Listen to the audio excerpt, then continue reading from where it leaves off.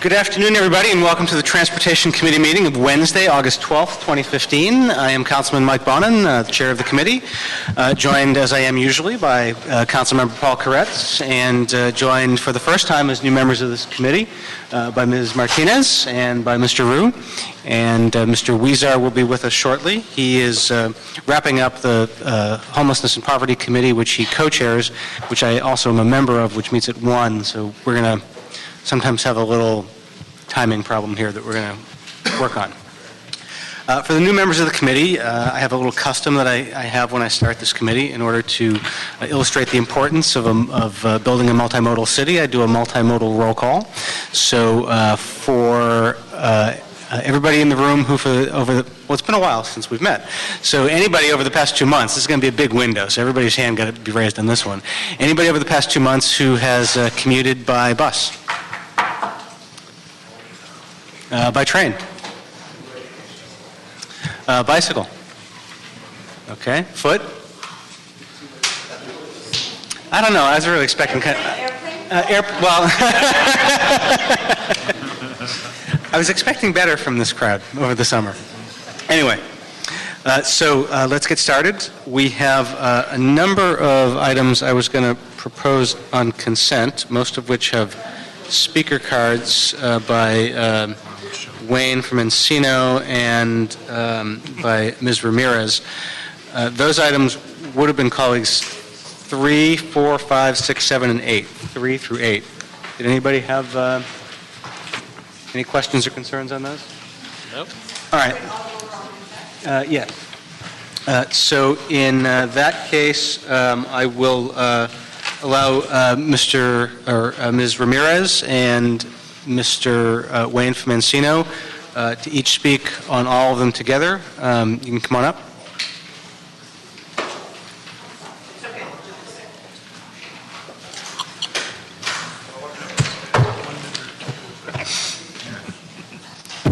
Ladies and gentlemen, I want the record to reflect that I come in good faith with clean hands, only to get censored by Mike Bonin and Jose Weezar at several meetings. I'm there 1 hour in advance with my shopping cart.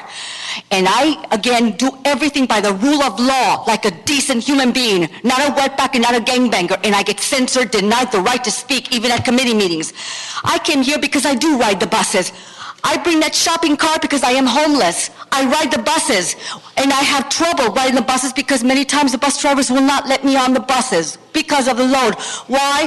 Because every time I sleep on the streets on Broadway, between First and Temple, I sleep there. I got the gangbangers and the blacks coming in, and they destroy my wheels or my shopping. They vandalize my shopping cart, so every 2 weeks I have to get a new shopping cart. Having said that, here I run immediately, getting washed and all that. Run to First Street and Broadway to catch a bus. Guess what? All the buses are on detour. Therefore, I cannot get to the LAX courthouse on time, and I'm not alone. Many people are going to work, especially a lot of these lovely Filipina ladies, and many of us can't even get anywhere on time. Why? I was so pissed off because there's no notices. I finally found from a white guy, a metro supervisor, who says to me, we've been putting notices all morning long. Bingo. The gangbangers took off the signs because they knew I was taking the buses. I'm targeted. I'm a gang stalking victim.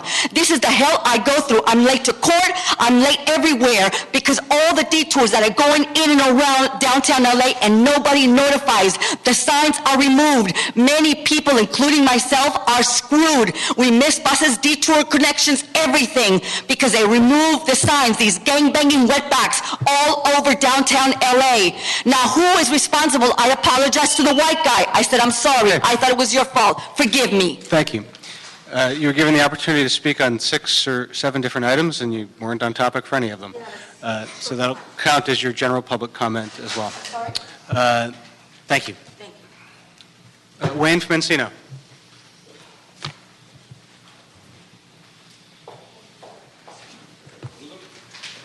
This is on items 3 through 8. 3, 4, 5, 6, 7, 8. We're taking them all together, huh? Yep, so it's more than 2 minutes on this because he's got multiple items. Sure. All right. Number 3, exposition line. Nothing I can do about that. That'll be funded no matter what. Oh, CD 11, they want to establish the oversized vehicle restrictions. That's because, like the other meeting we just got done with on homelessness, these are the people living in these RVs in the white neighborhoods. So you don't want that, so you have to get rid of the oversized. That's the people living in the RVs. CD5, same thing, you're going to the I-10 off of Palms. So again, another white uppity neighborhood, but that's in Koretz's area. But because he's my councilman, I'll support that. Now we go to item number 6. Well, that's the poor area of CD 15, and you can't let poor people sell cars on the streets, because it wouldn't be right to let poor people sell used cars, fix up used cars and sell them on the streets. That's not the American way. It's not the American way to work hard and earn a living. No, the American way is to steal and rip off. Just like everybody here that's got these seats on this council, that's how they got here. CD 15 does not want people to take old cars and fix them and sell them and make money so they can send their kids to school or put a roof on their house. They can't have that. And then we have another CD 11, that's once again uppity whites do not want near Delray oversized vehicles. What it is, that's homeless people living on the streets.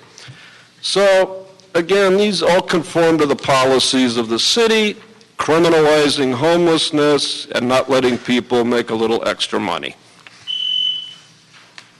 Thank you.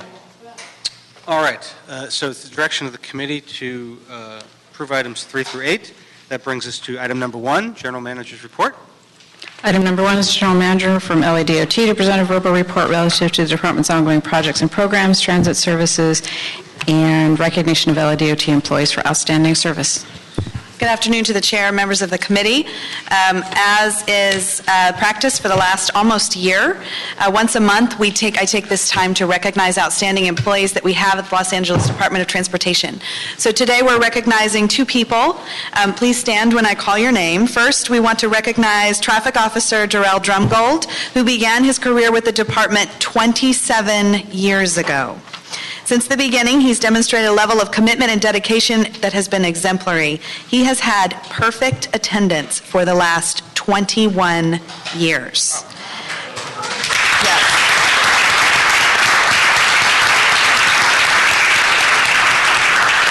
So is his being here right now his first ding in all those years? I'm waiving that. His ability to assist the community, helping them understanding the various laws and regulations that govern them in regards to parking, make him an outstanding performer. Thank you so much, Officer Drumgold, for your commitment to the city of Los Angeles and for exhibiting a level of performance and professionalism that others should strive to achieve. Thank you not just for your service, but you're like one of those guards at Buckingham Palace. You barely cracked a smile when I said something. We're professionals, Chairman. Next, I'm pleased to recognize Lon So, Senior Systems Analyst. Lon has been with LADOT for 11 years. He's in our Information Technology Division. He's consistently brought new approaches to persistent challenges and helping us make us a 21st century department. Just recently, Lon took the initiative to single-handedly fix several computer issues, reducing the downtime of over 150 employees and avoiding a major system shutdown while continuing to provide excellent computer support for the whole department. Please join me in congratulating them for their outstanding performance commitment and for going above and beyond.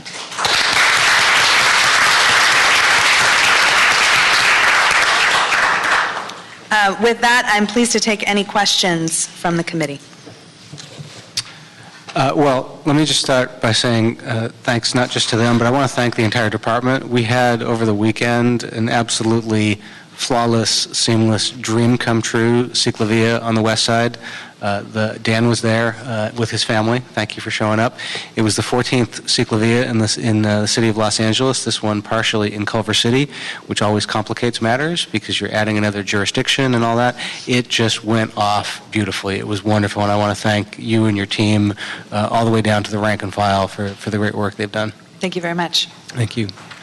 To the new members of the committee, what we have done as a regular feature of this meeting is to have the general manager come in and just give a status report. Sometimes it's topic specific, sometimes it's more general. If you have any sort of questions, feel free to ask her now, or if there's a specific topic you would like her to add, let her know in advance of a future meeting.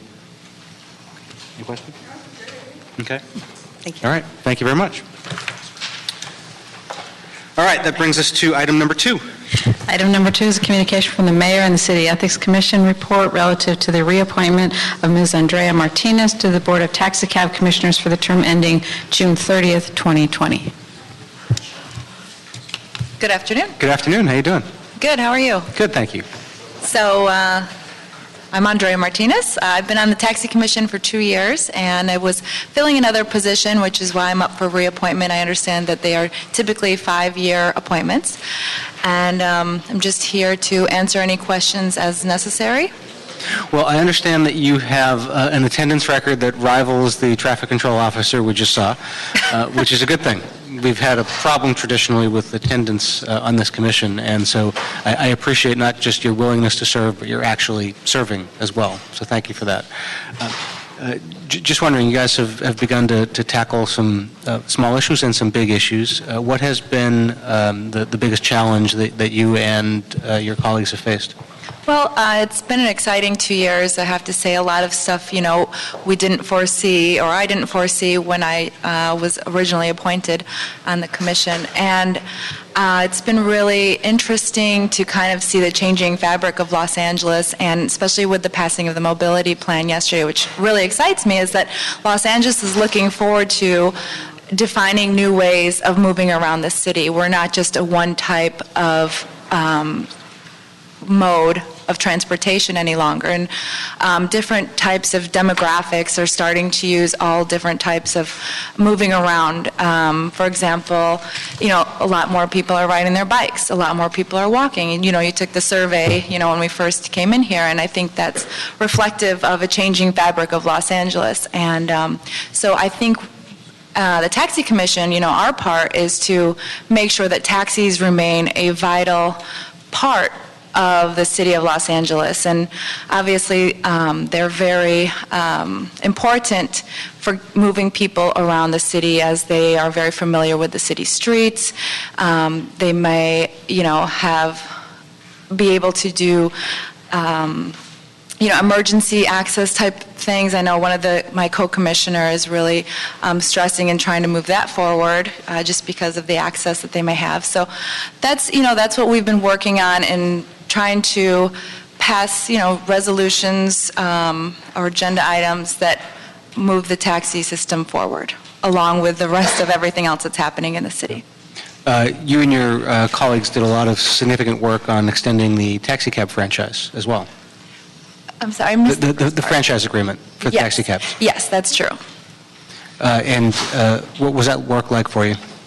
Well, that was simply actually just a vote. Okay.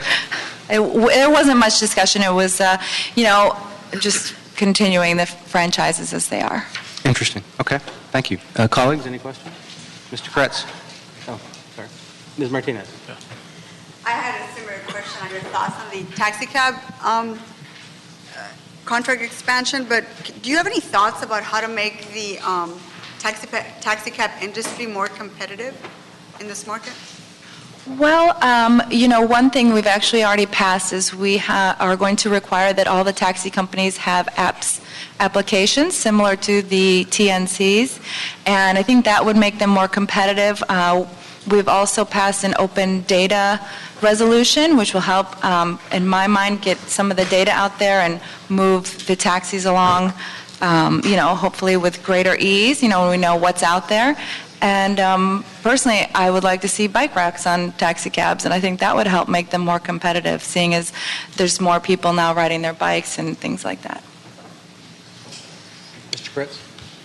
So what do you think the state of the taxi industry is in the city of Los Angeles? How are they doing now? The state of the taxi industry today?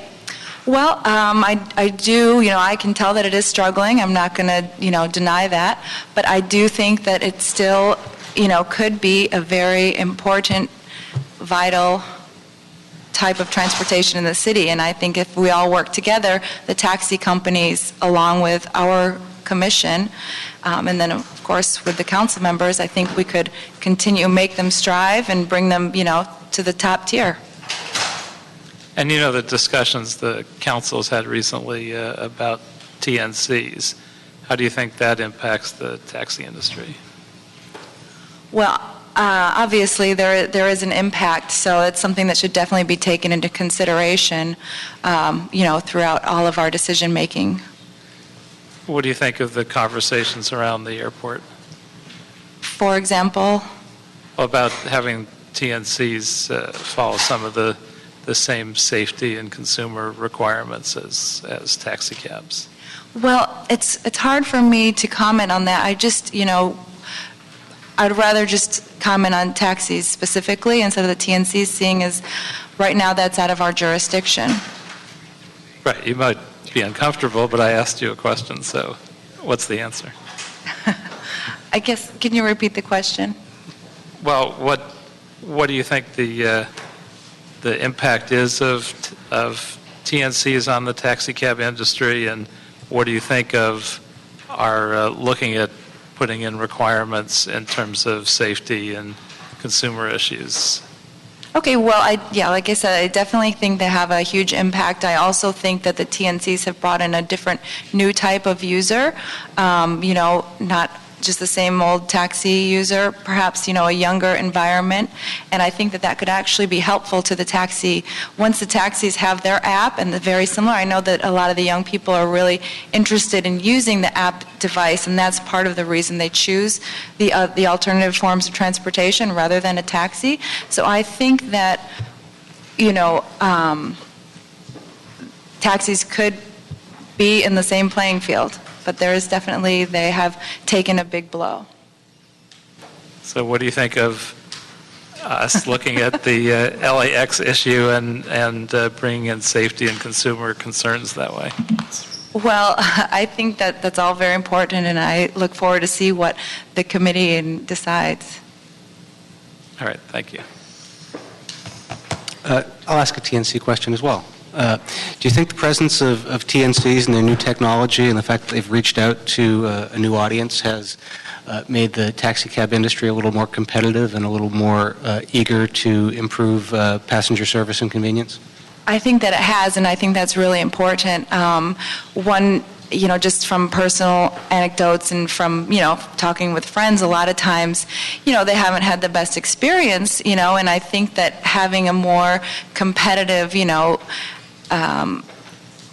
cleanliness of the vehicle, for example, that's going to make the taxi cabs work a little bit harder to get that competitive edge once they have, the apps in place. And let's say, I'm not exactly sure how the app's going to play out, but if there is the rating system, for example, like the other companies have, then I think that would be important. Thank you. All right, before we make any direction, there are two public comment cards from Ms.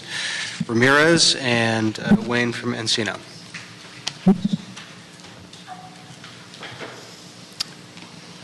Before you begin, let me just remind you that you need to stay on topic, which is the appointment before us.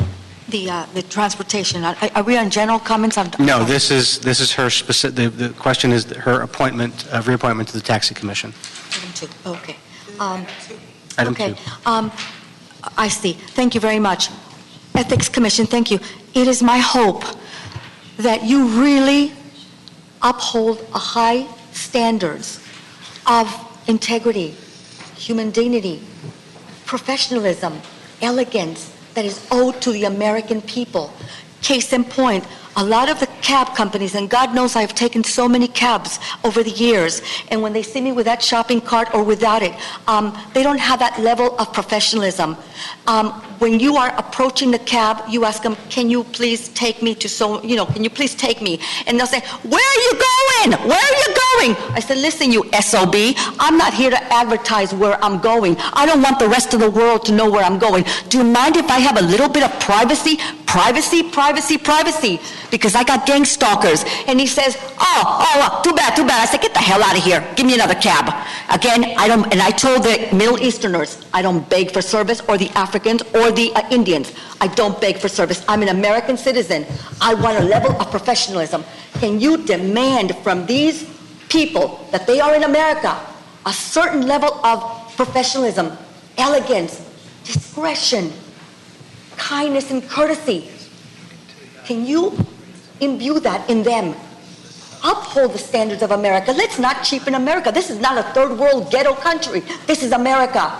I want that level of professionalism. Can you bring it to the table and say, look, our American people want this. Can you do that for us? Because I said, you know what, go to hell. I'll walk with my shopping cart, or I'll walk. I have money. I don't beg like a dog. And that's exactly what I do. So many of them, there are few cab drivers, whatever race, that are polite, that are professionalism, and they also cheat you out of money, right to the penny. And I said, take your penny. I don't beg for money, and I'm not a dog. Thank you, Ms. Ramirez. Your time is up. Thank you very much.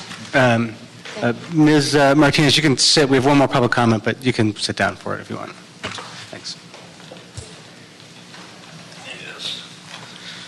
I looked over this nominee's great professional ability to be on the board of taxi cabs. She's a landscape architect, and that is the standard of excellence that we need in a technologically changing environment as this. A landscape architect with a BA. That's exactly, just out of 3.8 million people, this is who we pick to figure out how we're going to integrate the Uber and Lyft situation vis-a-vis the future of the taxi cab medallion franchise situation. Because you're going to have to cut these taxi cabs loose.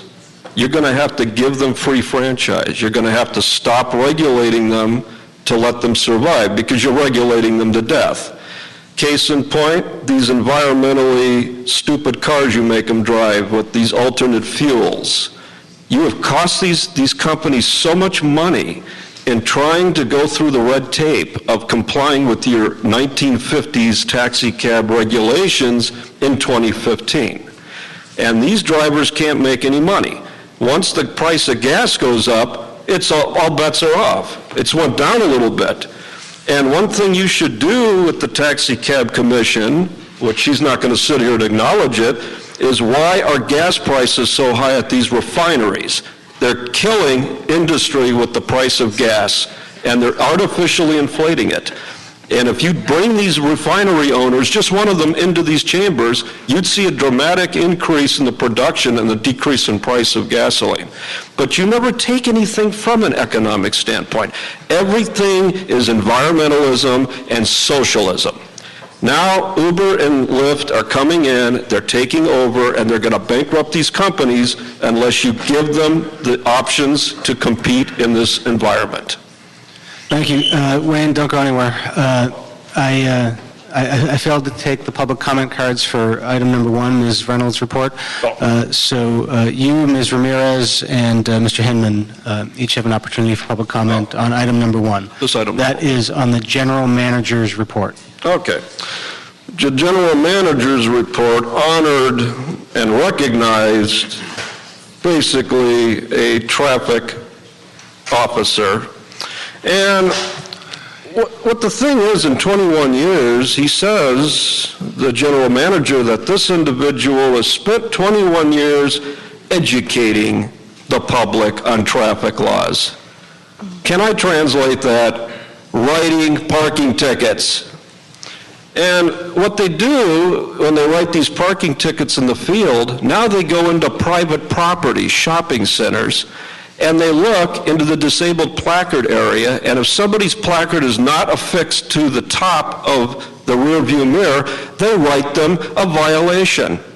And you see elderly people running outside going, I've got the placard, let me show you the placard.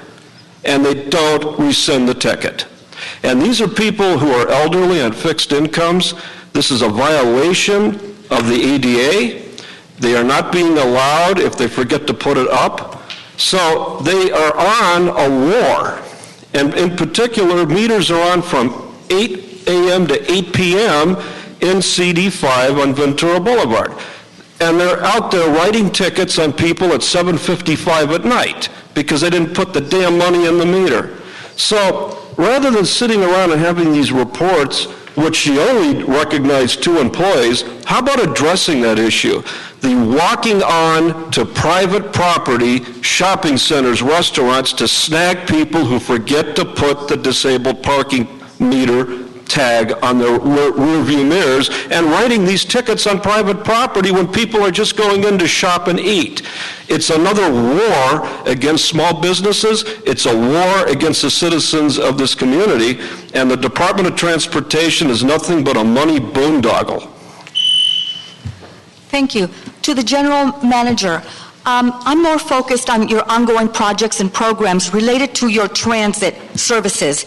We know that there are a lot of homeless people who actually ride the buses all night long. And it's sad, but a truth reality, especially a lot of the senior citizens and baby boomers. I don't ride the buses. I'm sorry. I won't do that. I'll sit in a coffee shop all night long if I have to, or count the bugs on the tree. But I am more concerned about what passengers get on the transit, and there's MRSA, bed bugs, staph infections, scabies, and all forms of bacteria. A lot of these illegals, they wipe their snots, they pick their noses, and they wipe their snots on the buses, or the trains, or etc. And so my concern... Ms. Ramirez, you're referring to metro operations, not to City of LA, so that's not germane to the General Manager's report. Well, the General Manager would include, again, these are projects and programs that would include the transit, would it not? We're talking about public safety, health, and welfare. The City of Los Angeles doesn't operate the buses and the trains, that's Metro. The city operates the DASH system. The dashes, okay. Well, the dashes too, sir. You have a lot of homeless who do ride the buses all day, okay? But not at night, of course. The buses stop at 7. And so you still have these problems. I don't sit on buses. I stand on the buses. I don't sit in any buses. And if I go on the Metrolink or any others, I bring a vinyl plastic shield. But again, your dash buses, you've got scabies. You need to bring your own Lysol aerosol spray. And that's a problem. I don't want people or tourists to get infected with bugs or infections. We need to make sure that those buses are sanitary, whether they be on the surface or the upholstery. And second of all, you need to have employees who can verbalize information on the buses, routes. Most of them cannot give you what time they start or what time they stop. Another thing is, when the buses stop at First and Hill, the dash stops right behind all the trail of buses, and it goes around them and goes. So there you are waiting on the Hill and First, and the dash buses go around, go around, go around. Thank you. Time is up. Thank you very much. Dennis, bring us home.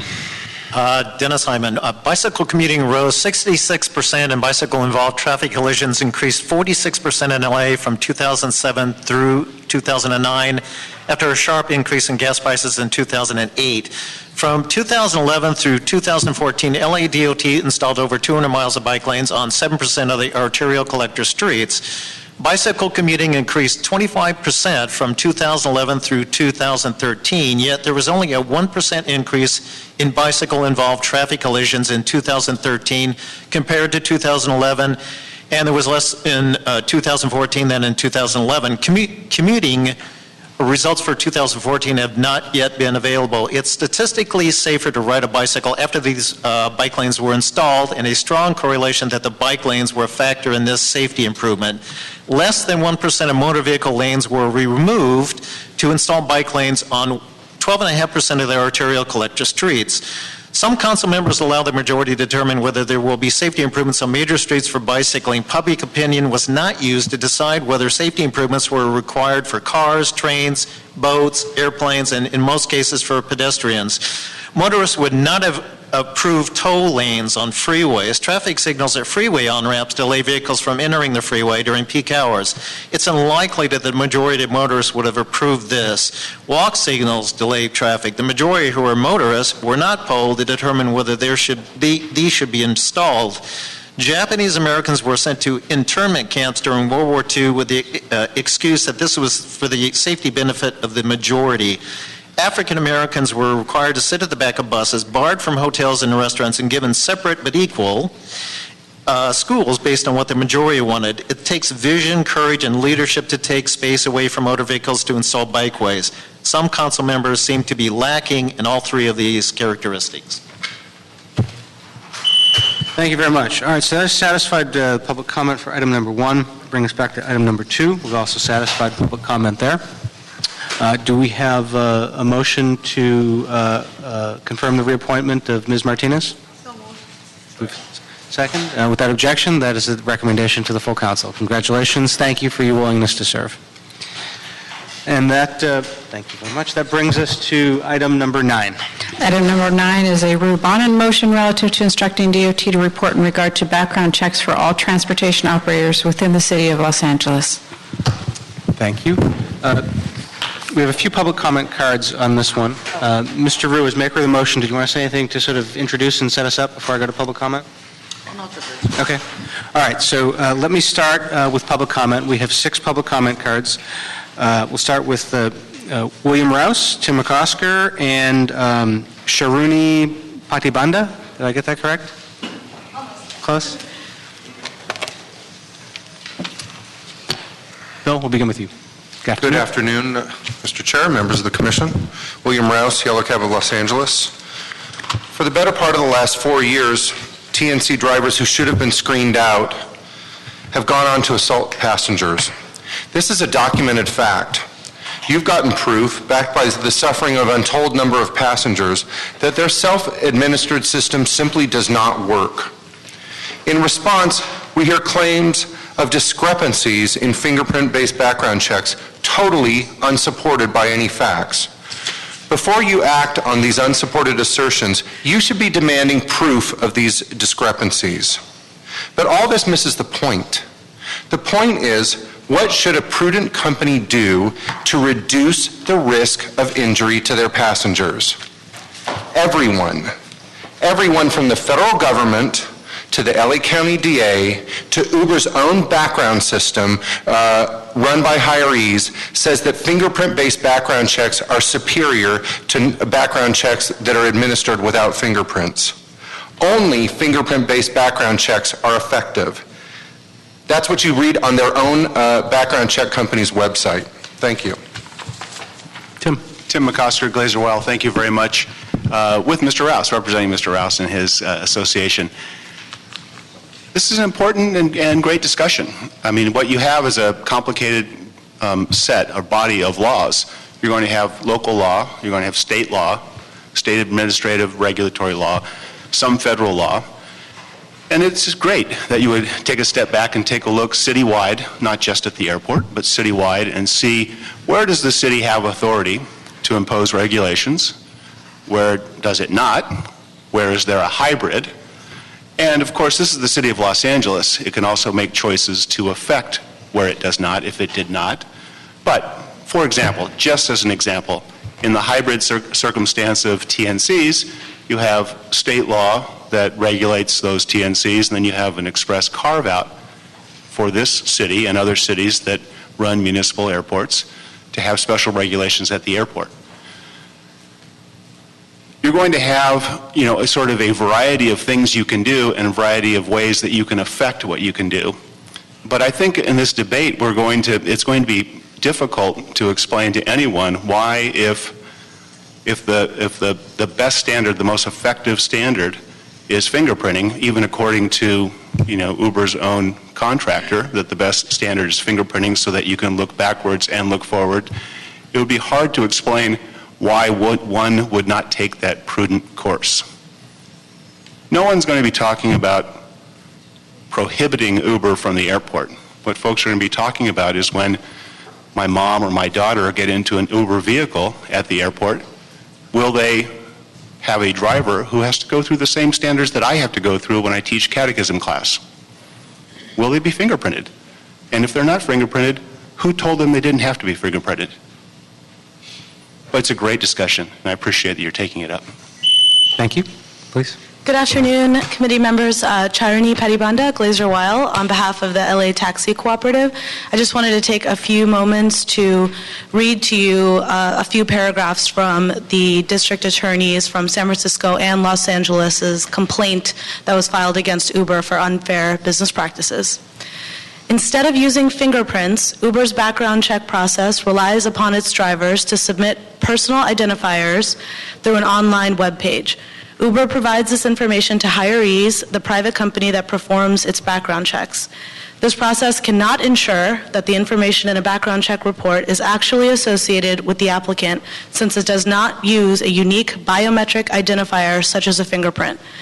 In fact, the sample report Hirees posts on its website has a disclaimer stating, "Final verification of an individual's identity and proper use of the report contents are the user's responsibility."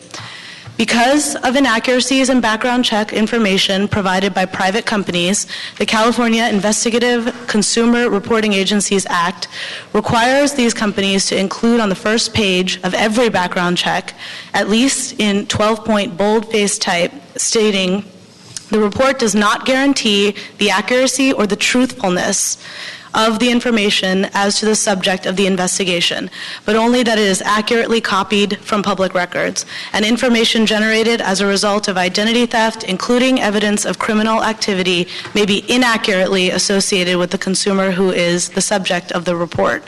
By contrast, taxi regulators in the most populous parts of California, and I'm paraphrasing now because I'm running out of time, use live scan. This process of using a biometric identifier to search government databases through the California Department of Justice is the gold standard for a background check process in California. Okay, we have 3 more public comment cards. John Walsh, Wayne, and Ms. Ramirez.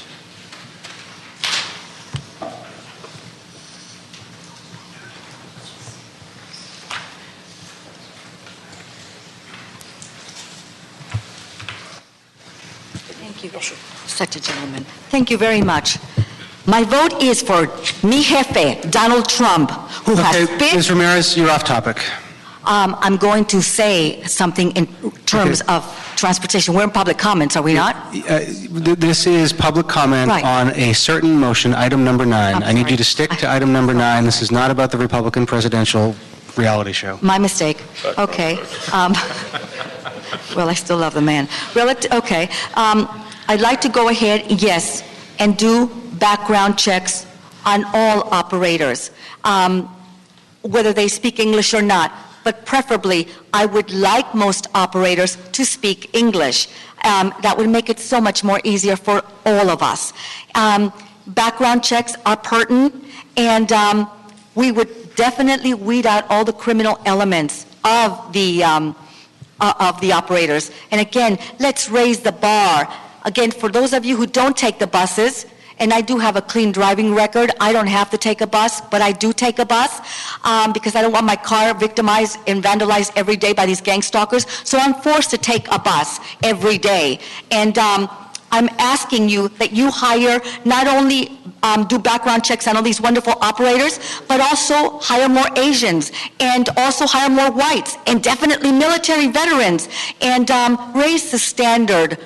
Have them be more professional, courteous, informative, jolly, cheerful, American, full of life, zest and zeal. That's what people want. You don't want to ride a bus like you're going to the morgue. And again, I'm sure that there are wonderful, wonderful military and all the others that will pass these background checks, but we're not selecting them. Fire your personnel department who are hiring these dreadful morgue-type people. Again, hire Americans. Hire military. First and foremost, military. And I'm sure they'll pass the background checks. And again, let's raise the bar on transportations, please. And clean these bloody buses, will you? Thank you very much. I appreciate it. God bless America. And Donald Trump. Mr. Walsh. My father was a cab driver for many years, starting in the 1930s. And they have hack inspectors in New York. They have fingerprints in New York. When you get into a cab in New York, right in front of you is the license with the photo and the address and everything of your cab driver.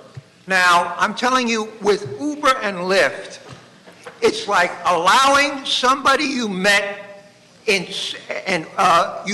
during speed dating to screw you up the ass 10 minutes later. You have no idea who these goddamn people are. Nobody knows who they are, and if they pistol whip you, but in fact, I'm preaching to the choir because the city council, 13-2 without Rue, he was on his knees in front of the mayor. The mayor is in favor of Uber and Lyft because he's getting money. The other 13 of you are doing an excellent job in fighting Uber and Lyft. There's nothing for free. If you think one guy gets up there, in America, in LA, you say, first you come to LA, you're a cab driver, then you're a screenwriter. This asshole gets up and says, I used to be a screenwriter, and I lost my business, I lost it, now I'm a cab driver. In other words, Uber and Lyft is on your way down, not on your way up. And you want to pistol whip or rape any woman who you want? I'm not attacking you. I'm attacking Uber and Lyft, and I just want to say that I am so happy that none of you were caught in the fire on the 3rd floor. I heard rumors that some of you were burned, but you've done a good job of trying to cover up the big fire alarm on the 3rd floor. We'll make sure it appears in the media. HollywoodHighlands.org. Wayne? Yes, they keep repeating the name Uber and Lyft. I thought this was about all transportation operators. What are we afraid of with Uber and Lyft? So you want all transportation operators within the city of Los Angeles to pass a background check. How about trucks coming from Mexico and hauling freight? Do you stop them at the border and give them a live scan? There's people all over the place driving. So with Uber and Lyft, it's called personal responsibility. If somebody wants to take an Uber or Lyft, they have the right to waive whatever potential trouble they get into because they really are hitchhiking. That's what it is. It's new technology. So to go around with all of these unions and all of these people that are afraid of Uber and Lyft, the answer is, of course, is to keep imposing more red tape. Is this really about public safety, or is it about a backdoor way to shut down Uber and Lyft? And if it is, that's okay. But don't keep hiding these things in all these multiple committee meetings and city council meetings, because at the end of the day, the word Uber, the word Lyft comes in at the last syllable, because this is an attack to try to shut them down. So if you want to shut down Uber and Lyft, don't do it this way. Make an ordinance and ban them from the city of Los Angeles because their drivers do not get live scan. So then that means that every city employee, every commission member, and every city councilman will have to get a live scan before they can serve in the city council, all the commissions, and every employee. Imagine what we're going to find. And then Mr. McOsker may not support number 9 as much. Thank you. Ms. Reynolds, come on up. And anybody else who's going to report. Thank you.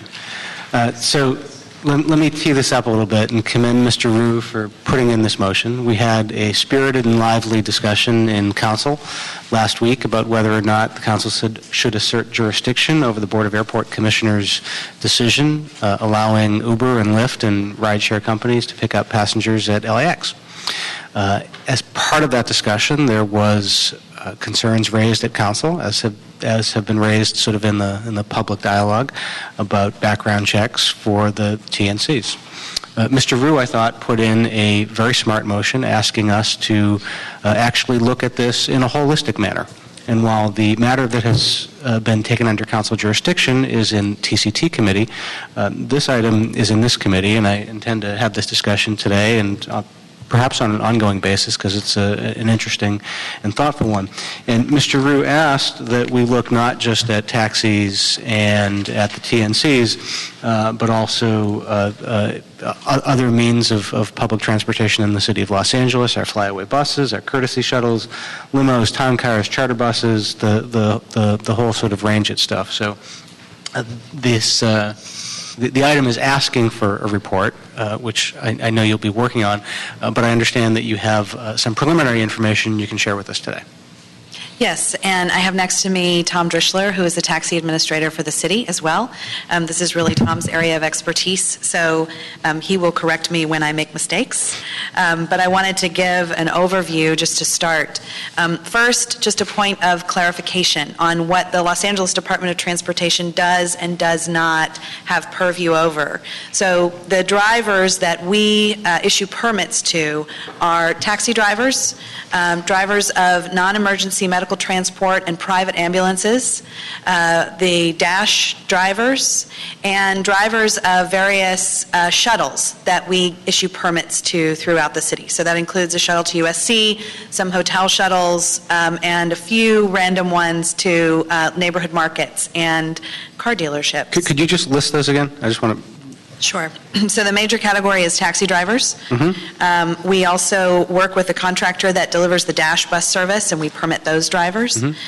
We also issue permits to drivers, private ambulance and non-emergency medical transport drivers. And then there is a little category of shuttle drivers that we issue permits to as well. So there is a shuttle that serves USC. There are some shuttles to a couple of neighborhood markets and car dealerships and hotels that we have oversight on. So that's really the universe that LADOT has jurisdiction over. As far as all of the other ones listed in the motion, we don't oversee that permitting process. And so we don't have as much knowledge or expertise of what all of those individual regulatory bodies oversee. And the regulatory bodies for those are the PUC or BOAC or both? CPUC mostly. Okay. Correct. Yeah, the police commission here as well with the valet parking. Okay. Right. So then the second item is just to give an overview of the permitting process that drivers must undergo when they come to DOT to get a permit. So we focus on three areas. One is their criminal background, one is their driving record, and one is their any evidence of substance abuse. So as far as the criminal background goes, we fingerprint drivers. We use live scan. We run those fingerprints through the FBI database and also the California Department of Justice. Those checks capture any convictions, and we take a look at those. Anybody that has a conviction for a violent crime or who is required to register as a sex offender cannot drive a taxi or cannot drive under any of those categories for the City of Los Angeles. Anybody with a conviction that is less than 7 years old cannot drive for the City of Los Angeles. After they've undergone that initial fingerprinting, we get alerts of any arrests or convictions going forward. So we, as well as the companies, get alerts of any criminal arrests or convictions. How frequently? Whenever they occur. So they notify us. So the companies get the DMV full notice alerts, and we get the criminal-related alerts. As they occur, so on a rolling basis. The second category is their driving record. So when drivers show up to get permitted, they must bring a copy of their driving record that has been issued within the last 30 days, the most recent 30 days. After the initial check, they are put on, as Mr. Drischler noted, the pull notice list. And what that means is that going forward, if they have any infractions related to their driving record, those go to the taxi cab companies or the sort of parent companies of any of those drivers. Each of those companies is required to let us know within one business day of any infractions that affect the their driving record. How often are they noticed? As they occur. As they occur. Right, because we're required to know within 1 day of when they happen. So the companies get the pull notice, and then they must let us know within a day. But they get the pull notice in relatively real time? It's not like quarterly or semi-annually or something like that? Fairly quickly, yes, and then they're required to notify us within a business day. So But right, we're they're talking not about batched. taxi cab companies on the pull notice system. The other companies are not. And did you have any information or data on how many people or drivers you got notices from, either from the DMV pull notice or from a criminal violation? You know, we don't have statistics on that. I could do some research and we could report back to you on that. In many instances with cab companies, when the driver has a serious violation, the cab company will withdraw signature or sponsorship of the driver, and the driver will be out, and we don't necessarily keep the statistics on that. Okay. Go ahead. We'll gather the data that we have and report back. The last category is substance abuse. So drivers are required to undergo a substance, a drug and a drug test before they are issued their permit, and then randomly once a year, they are also required to undergo that same kind of testing. Yeah, so once again, that's just the cab drivers, and that's actually mandated by state law. We have a separate substance abuse policy for the dash drivers. And all the notifications you get are not just for the taxi drivers, but also for the other types of shuttles and transport services? For the On the criminal side, yes. On the criminal side. What about for the moving violation or the traffic stuff? Well, when they come in to renew their permit, they have to bring in their what's So you called don't, the so you H6 don't get or the- ongoing notifications in So those that's cases? basically done annually annual for them. basis. Yeah. And then the last piece of information is that the cost is around the cost. So it costs about $88. We processed 1,986 permits between June 2014 and July 2015. So that's about a year's worth, just shy of 2,000. Right. And we currently have 11,800 or so drivers of all kinds that were fingerprinted that are working now in all the industries. So that's just an initial high-level overview to give you a sense of, just to clarify what we have jurisdiction over and what our approach is in sort of those different buckets. So, and then, finally, what we do is considered state of the practice. Our peer cities and peer states, obviously regulations vary from city to city and state to state, but we compare what we do with our peer cities that are in a similar regulatory environment, and what we do is state of the practice. Okay, great. Thank you. Yeah. I just want to point out, too, that LifeScan is the means by which we transmit the fingerprint data, but the actual background checks are done by state DOJ and FBI. Great. Mr. Rube? This process you just outlined is for taxi only or for everything? Private ambulances, shuttles? Well, everything we covers taxis, but the non-taxis, as we call them, the driver's not on the pull notice. They just have to bring in their most recent DMV printout when they come in to renew their permit. You could break it down in the report later on, right? Sure. Yeah. And you said something earlier about 7-year conviction. I mean, a conviction after 7 years. Can you restate about that part? For criminal conviction, you said something about 7 years. Right. Crimes that do not involve crimes of violence or sexual offenses, the period of suspension between the conviction time and the time they can get their permit is 7 years. So if they Now, I should put out at any time, any of the applicants can appeal to the board, either the Board of Transportation Commissioners or Board of Taxi Cab Commissioners, to have the rule overridden in their particular case, because they bring their case before the board for a public hearing, or actually closed session. But the department does with violent crimes, they're permanently barred from obtaining a permit, a taxi permit. Or anybody that would have to register as on the sex Right. offender list. And also driving violations that resulted in an injury. So for all those other types of activity, criminal activity, if it was 10 years ago, then even though it comes back on the report, you would still be able to hire. Right. Although they do have to check the box on their permit that they did have this conviction. Right. Sometimes. Why 7 years? Why not 8, 10?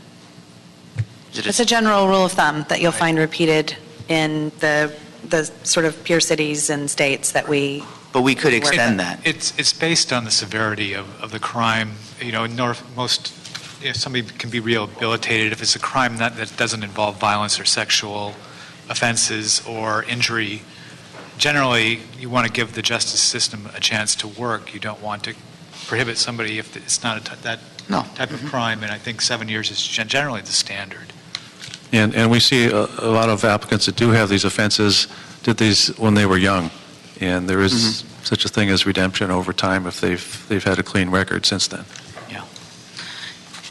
You know, one other question, I don't know if it relates to us, but with all this heightened debate, there's been so many articles, taxi medallions. I know in New York they said that there's one taxi medallion where several drivers could drive it. Is that how it works here too? I mean, I don't know. No, we operate under a totally different system. So here, companies get franchise agreements to operate in the city. Individual drivers don't have medallions. So there's a medallion system in San Francisco as well as in New York, but here it's a franchise system. So for every driver, whether it's a taxi driver, or ambulance, shuttle, or dash, every driver is going to get the same background check, same processing, same everything, right? For the initial permit, yes. Yeah. No sharing of permits of any kind. No. No, but like medallion cities, we do have leased drivers. And about 80% of the drivers are leased drivers. And sometimes more than one driver will share a cab during the course of a week. But each driver will get the same scrutiny, same background check, Oh, yes. same... Ms. Martinez? Are there any other jurisdictions that have implemented a more substantial background checks on shuttles and limousines and the various modes of transportation that's outlined in the motion? New York? Not in California. San Jose, San Diego? New York. No, because those are, in California, they're under the Public Utilities Commission's auspices.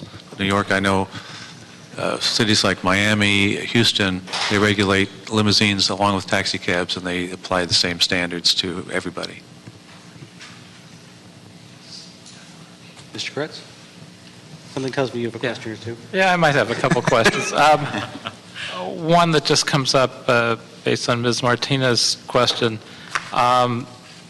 In San Jose, I think they attempted to drive Uber and Lyft at the airport, and ultimately those companies decided not to do it because they had to actually meet regulations. Is that correct? You know, I'm not up to speed on what happened up there, although, you know, airports have their own level of jurisdiction. So they have the discretion to impose standards different from what the PUC is. That's correct. They're not bound by the TNC decision. Now, I know everyone's read in the LA Times the article about Uber drivers who committed felonies that wouldn't allow them to drive in the taxi system.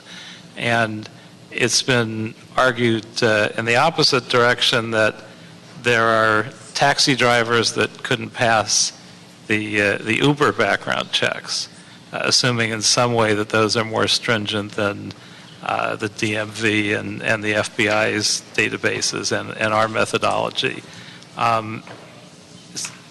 Is there anyone on staff or anyone else in this room that can actually document why that would be the case rather than just an assertion without any background? I haven't seen any evidence or data of that. Because I think that's probably, I'm assuming, part of the basis of this whole item is the assumption that, well, some are better than others in one area, some are better in another area, so why not merge all of those constraints? The question is there any proof at all that Uber and Lyft have background checks that would eliminate anyone that's currently driving a taxi or an ambulance or any of the other modes that we currently screen for? I have not seen any data of that. But if someone wants to give us some names to check out, we can run them through our system and give you a report on it. Well, it's interesting because I think a lot of our assumptions are based on those assertions that there are taxi drivers that are missed by an Uber system that might be better. So I'm curious if anyone has ever seen any kind of documentation at all. And if anyone represents either of those companies that can present some documentation, I'd be interested in hearing it. Okay, I guess I presume that that isn't happening. Do we assume that our fingerprinting is an effective tool to keep out felons? Do we have any reason not to think that's a good idea? It's state of the practice. We have no reason to think that we're doing anything that isn't solid practice that's been vetted and accepted in many other places and It's the same under the law. practice that the federal government uses for its employees. Can you speak into the mic? Yes, it's the same practice that the federal government uses. And I will say that this has been done long before. I've been taxi administrator over 16 years, and years before I got here, they were doing fingerprinting. We used the old-fashioned ink prints, and it used to take about 6 weeks to hear back from the Department of Justice. But now with the live scan system, it's a much shorter turnaround time. But this has been a practice for decades and decades. And it now picks up information that previously could not be picked up, like international crimes that have been committed by drivers. A number of drivers, at least taxi drivers, are not. Thank you, Mr. City Attorney. Go ahead. So anyone on staff that would recommend removing our current fingerprint requirements? Have we heard No. anyone that's here, anywhere else? Is there any conversation about why that would be a good idea? Removing fingerprinting? Removing that as a screening requirement. No, that has not been a conversation either at Taxi Commission or internal to LADOT or at the City Attorney's Office or with LAPD. Nobody has raised that to my knowledge. Any reason why we wouldn't hope that TNCs had to rise to this standard and also do fingerprinting as a background check? I think that currently the CPUC, as you know, is undergoing phase 2 of its rulemaking, and the recent series of questions that Judge Mason issued were around security and background checks. So I know that the CPUC is taking those comments under advisement from cities and other places about the adequacy of fingerprinting. Do you know if CPUC is considering loosening up their requirement that they do all the regulation, not allow cities to take any further regulation steps? Not to my knowledge. Could you repeat the question? I didn't hear it over here. I'm wondering whether the PUC is looking at whether to allow cities to do further regulations rather than just being the one source of regulation for TNCs. I believe that there are general categories that they're going to consider in phase 2 under fostering innovation, which is one of the categories. It says, should any improvements be considered to the TCP and TNC application processes? I think it's broadly worded enough that if the city wanted to suggest changes, that it could. Very good. Thank you. Yeah. Okay. So let me ask a couple specific questions. The live scan you do, does it check for, I think you said yes to most of these, I just want to get a list, DUI or drug-related driving conditions? Yes, that would come up either through the live scan or through the DMV record. Right. The live scan would show misdemeanor and felony convictions. Fraud? And the DMV printout would show, Okay, I'm going on a list. Well. Fraud? Any conviction? Reckless driving? Yes. Hit and runs? Yes. Violent crimes? Yes. Acts of terror? Yes. Sexual offenses? Yes. Crime involving property damage? Yes. Felony or misdemeanor for theft? Yes. Resisting evading arrest? Yes. Okay.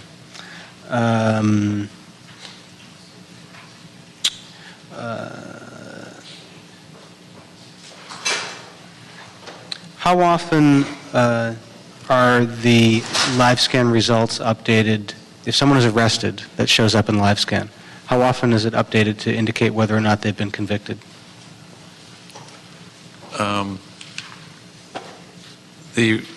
The convictions are sent to us. We were notified of it.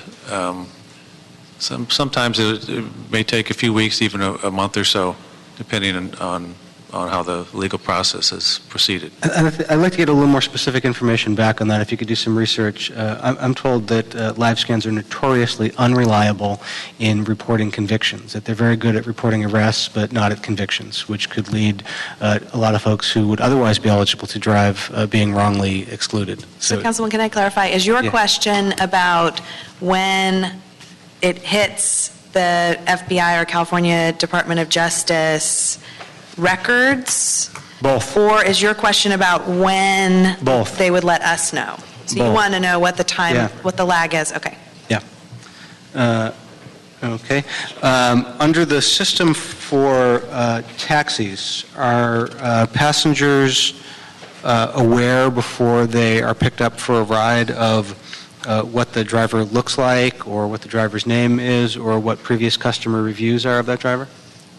Well, each cab driver has his permit with his picture on it and his company name on the dashboard. If they call through dispatch, no. If they use one of the apps, possibly. Including customer reviews? My understanding is that customer reputation-based rating of drivers is not currently included in the apps. Okay.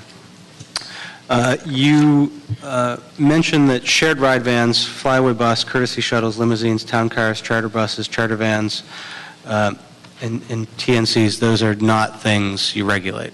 Correct. And those are all regulated by the California Public Utilities Commission. Yes. Right. My understanding is that none of those services, all of which parenthetically operate at LAX International Airport, have a fingerprint requirement. My recollection is that whenever those contracts have come up, no one has ever raised that issue about those services.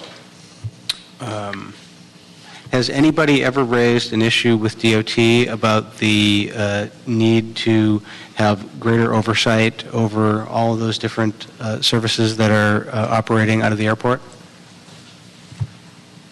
No. Okay. And just to clarify, I believe the CPUC requires each of those entities to guarantee that their drivers can pass a criminal background check, but doesn't specify the method by which they conduct the background check. Yeah, my understanding is, and we'll ask for this in a report back, I appreciate that you had a quick glimpse for us today, but I think we'll ask for a more comprehensive report back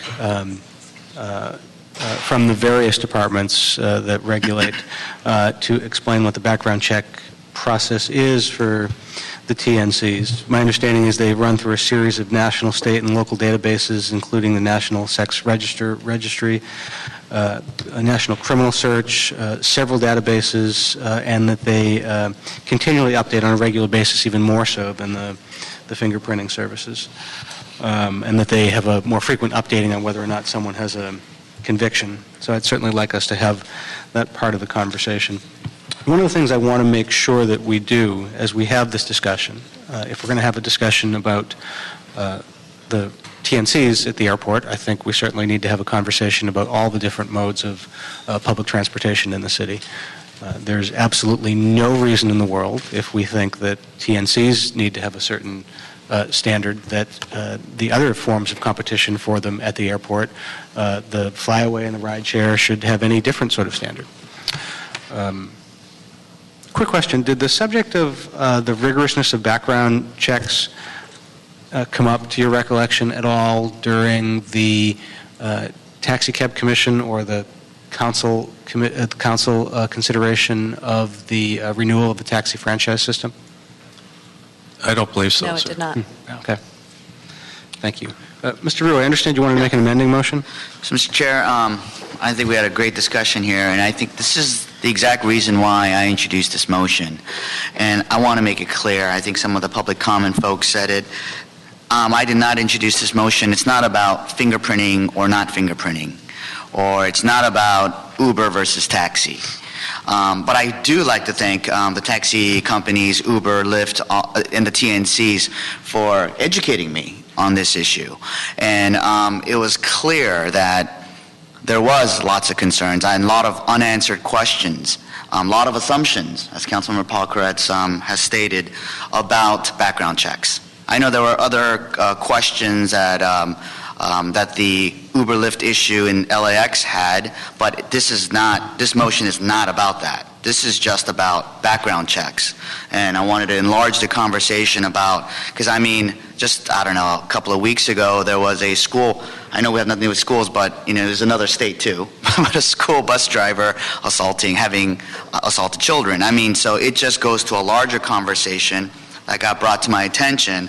And I don't want to, and I think Tim McCosker had a great presentation. Yeah, there's a lot of different competing government agencies, a lot of different standards, and it's a big soup. So that's why I wanted the city to do an independent study to kind of give us the facts, because I'm getting it from all sides, and for my staff in my office to try to figure out this background check, because it's a larger issue in a week or on our own. I wanted to get an independent opinion, because it's always, we hear one thing, Councilman Koretz, and we're trying to verify it with this side and they say something else. So that's why we asked for this motion, for this study, and asking for, and I understand a lot of the current background checks that we do is standard practice, but we're City of LA. Do we want to go above and beyond? Do we need to go above and beyond? I don't want to give you guys extra work, but I want you guys to look into this, and which is why we got some feedback from the departments as well as CLA, which is why, Mr. Chair, I'd like to amend my motion to give a little better proper direction. I move to amend the motion under consideration to request the City Council instruct the Chief Legislative Analyst Office to report in 2 weeks on the appropriate methodology, to help you give a little bit more parameters, and any costs associated with the conduct of the study and report. And based on what's told, I know the original motion said 60 days. I wish I could do it sooner, but it's 60 days. But if we could get the CLA to help us in this process. So is that in lieu of or in addition to your? Oh, in addition. In addition to. In addition. Okay. So the CLA will help define, because, as the Department of Transportation said, they only have jurisdiction over certain transportation modes. Yeah. So it's, because I know LAPD and there's some other jurisdictions involved, so having the CLA kind of help navigate this for us so they could do a proper parameter search. Mr. Chair, I need some clarification. So initially the motion, so what I'm hearing the department say is that they don't have jurisdiction over some of the things you've outlined in your motion. So do we need to include the proper departments to come and give their perspective, or does this motion have to go to a different committee? Yeah, I was actually going to suggest that in addition to Mr. Vu's amendment, that we ask for in the 60-day report back that CLA work with DOT and CLA coordinate with not just DOT, but the airport, the police commission and personnel, which perform some of the background checks for the police department, and prepare as part of their report a table or a chart that looks at the mode of transport and gives a summary of what type of background check, how far they look back, how frequently they update, what their accuracy is, and how often they update for convictions, what the regulatory oversight authority is, and to what extent passengers have access to information on the drivers. Mr. Chair, that's actually, when I first wrote the motion, I wrote it very broad, so it's kind of encompassing, and now it was so broad that some of the departments are asking for direction. I don't want to get too specific. Maybe we should we could talk to the CLA and asking for all of those data So sets. your intent today is not to move this out of committee, it's going to stay here? For the CLA to report back to us in 2 weeks. So you're just giving further direction? Yes. It'll stay in the... So CLA could work with, why don't we say, Department of Transportation and other agencies to make it, because maybe there's someone that you just missed. Great, yes. And kind of, I don't want to delineate what we're looking for, because maybe they might give us better information or more information we haven't thought of this second. Right. So. Are you clear?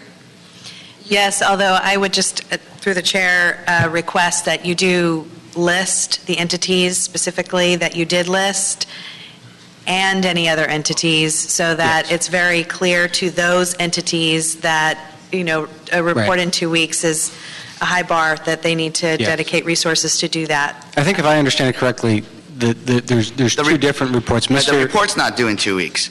The CLA is going to work with you guys on figuring out what you're going to report in 60 days.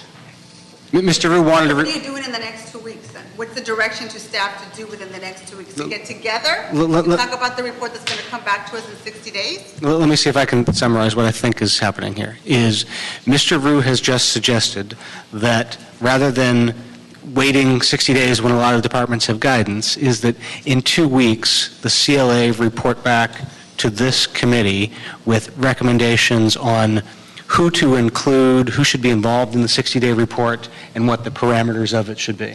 And I just listed what I think should be a big part of it. The CLA may come back with some additional stuff. Basically the scope of work. Right. Yes. Looking for. Great. Okay. Mr. Kretz?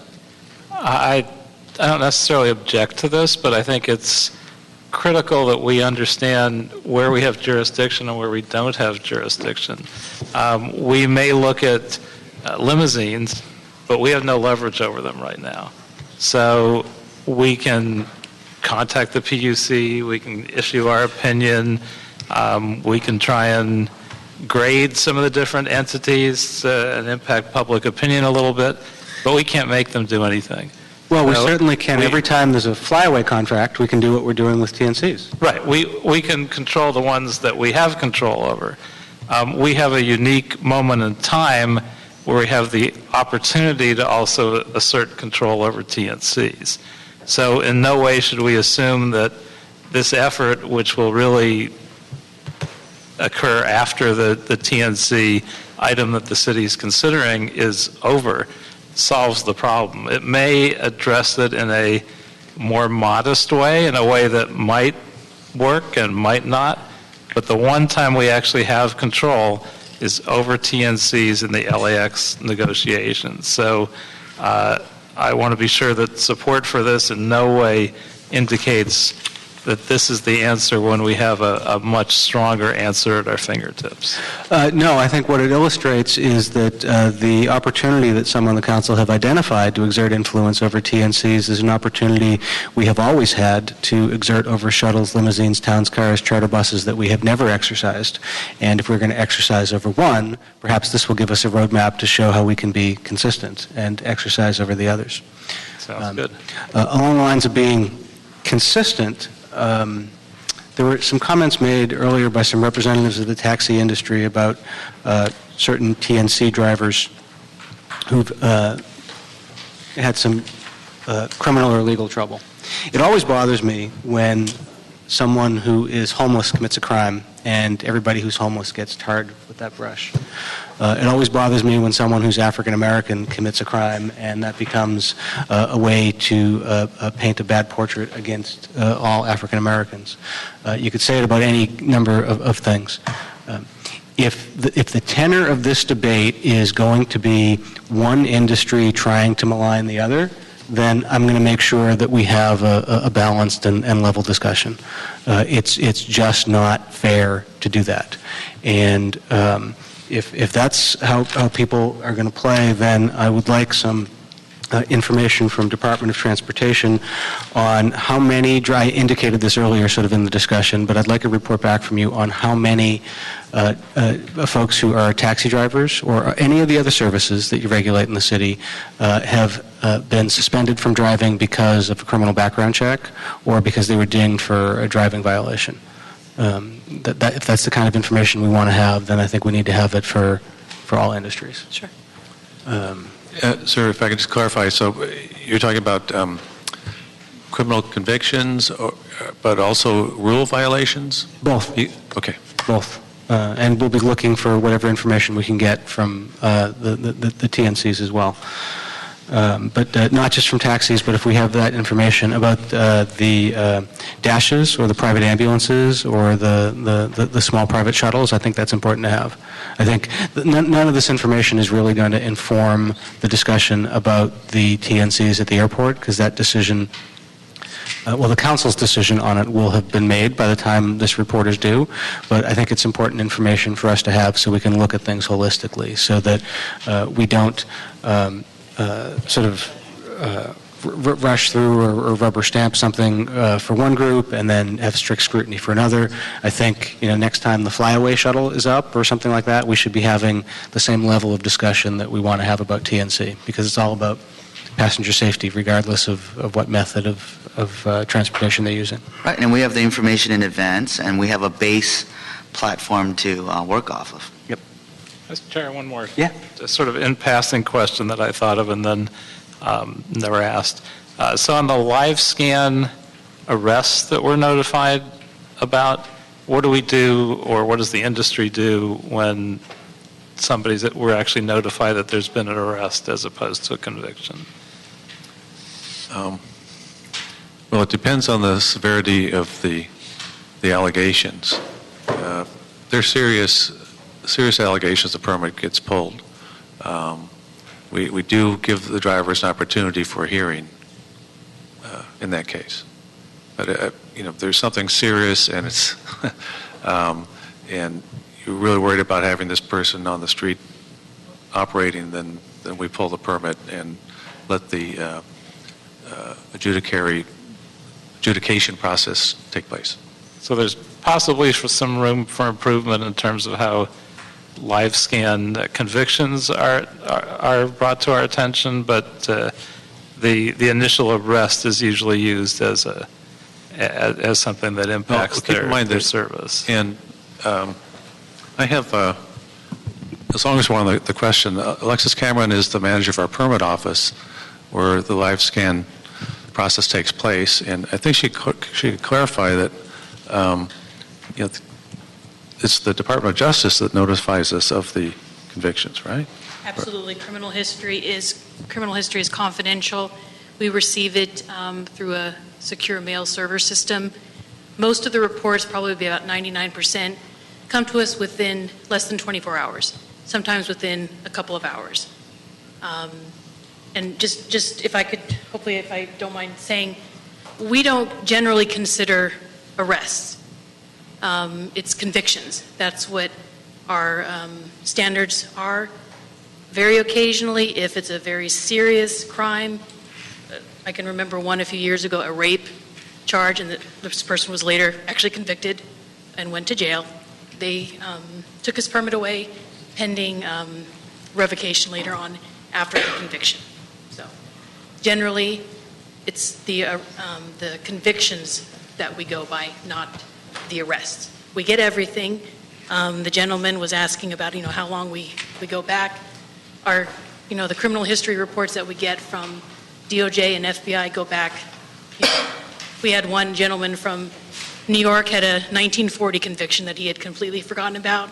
So it goes back, it's a lifetime. But our rules only go back a certain number of years, depending on whether it's a felony or a misdemeanor. Who makes the decision whether or not, this is curious, whether or not we should penalize the arrest if we think it's for a serious enough charge? That would be at the discretion of the transportation investigators, senior transportation investigators, and obviously department management. Okay. All right, thank you. Any other questions? So we'll get an update on this in 2 weeks at our next T committee. So, Mr. Chair, we'll hold that in committee pending the report. We'll hold that in committee, and we'll ask for an update in 2 weeks. So that'll be the next committee meeting. Okay, that is the balance of the agenda. All we have left is general public comment. And we have 3 general public comment cards. Wayne, Dennis, and John Walsh.